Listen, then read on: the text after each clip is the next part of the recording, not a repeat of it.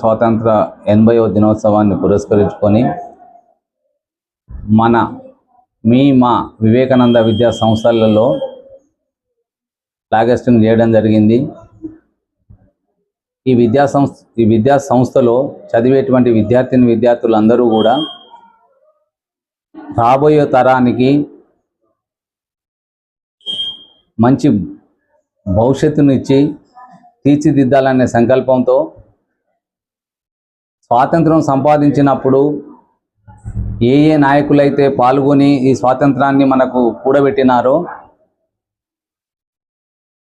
వారికి అనుకూలంగా రాబోయే తరానికి సమాజంలో ఉండేటువంటి చెడును వదిలిపెట్టి వాటిని పారదోలడానికి ఈ విద్యార్థులను తీర్చిదిద్దడం జరిగింది.